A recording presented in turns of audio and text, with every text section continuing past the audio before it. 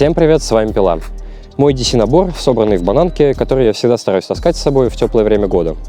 Сразу замечу, что бананки у меня на самом деле две, это черная и белая, и нужно это для того, чтобы таскать их под разную одежду. Это обе ноунейм бананки, которые мне просто понравились там своим внешним видом и организацией внутри.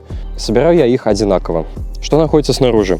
Здесь на лямке или на джинсах у меня всегда висят беспроводные наушники Xiaomi Redmi AirDots 5 Pro.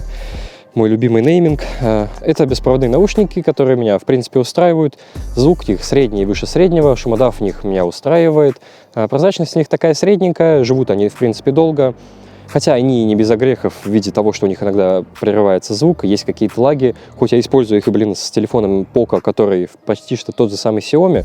Хотя я не перестану облизываться на AirPods Pro 2.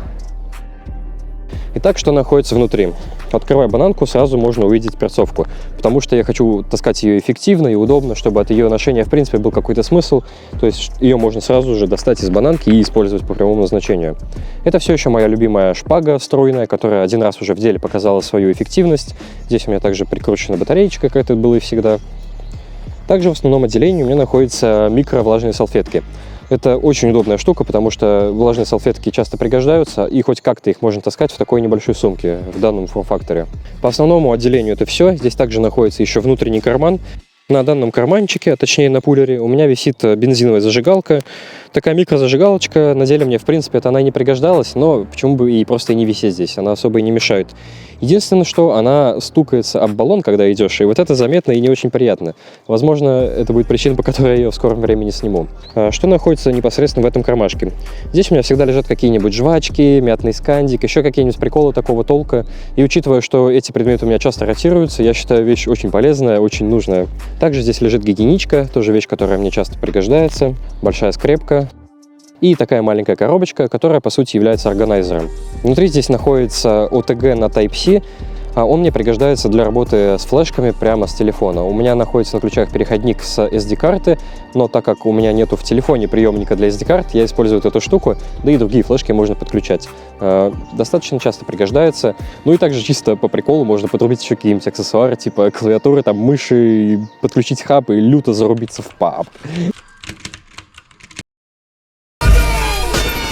Также в этом органайзере находится скрепка. Ее можно использовать как по прямому назначению, так и там для того, чтобы достать сим-лоток из телефона, например, и еще мало ли зачем. И здесь находится такая микросалфеточка, она нужна просто для того, чтобы гасить шумы от всех этих приколов. По основному отделению это все. И ближайшее к телу отделение. Здесь у меня находится антисептик, который я тоже достаточно часто юзаю, потому что руки не всегда есть возможность помыть, или там каких-нибудь собачьих кошечек погладил на улице, и надо потом лучше опрыскать руки. Также здесь есть мелочь для того, чтобы кататься на маршрутках, и лежит кошелек, в котором у меня по классике банковские карты, немножко налички тоже для маршрутки, есть карта качалки. Из интересного это, наверное, только права.